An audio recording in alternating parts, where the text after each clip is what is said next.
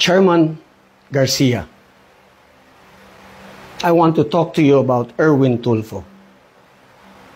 Erwin Tulfo acquired U.S. citizenship by assuming a fictitious identity.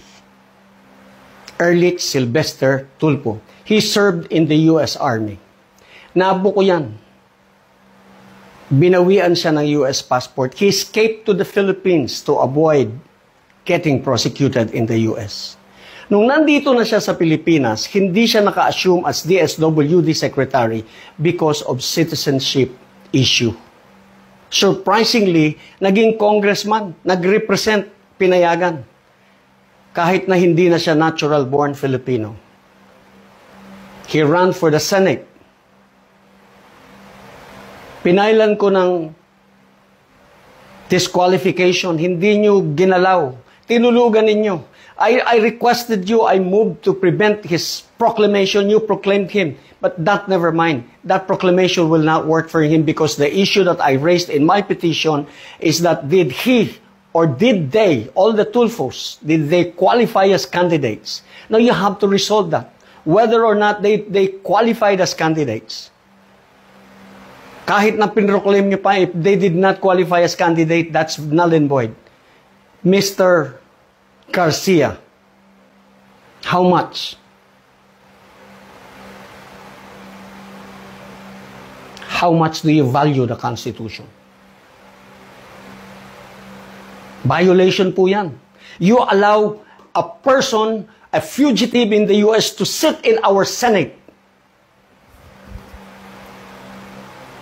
Are you proud? You're proud of yourself?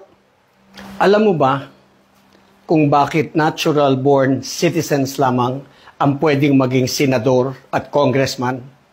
Presidente na rin, tsaka vice-presidente. Pero ang pinag-usapan natin ngayon, senador, alam mo kung bakit natural-born citizens lamang ang pwede?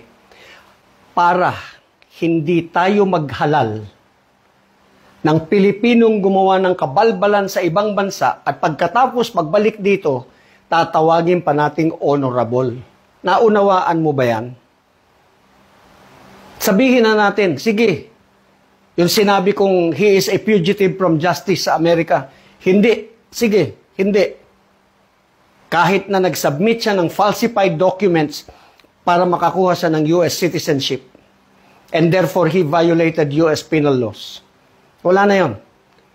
But the fact that he submitted falsified documents, that is dishonorable. Tapos, ngayon, senador natin, tatawagin natin honorable. Naunawaan mo ba yan, Mr. Chairman?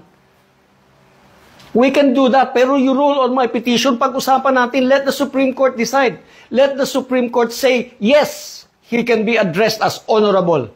Yes, he can sit as senator of this country. Hindi pwede yan, Mr. Chairman. Hindi rin pwede yung sinasabi mong mawawalan ka ng jurisdiction at mapupunta na sa Electoral Tribunal kasi hindi kasya sa mga araw na natitira. Are you serious? Umpisa pa lang sinasabi mo na mawawalan ka ng panahon eh. Paano kang hindi mawawalan ng panahon? Hindi mo naman pinapansin yung aking petition. Just rule on it. Whatever.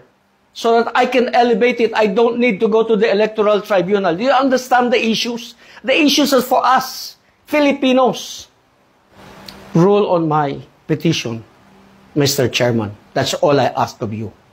Be fair to the Filipinos. Galangin mo naman ang ating saligang batas. You swore to defend that. And I'm asking you, please do so.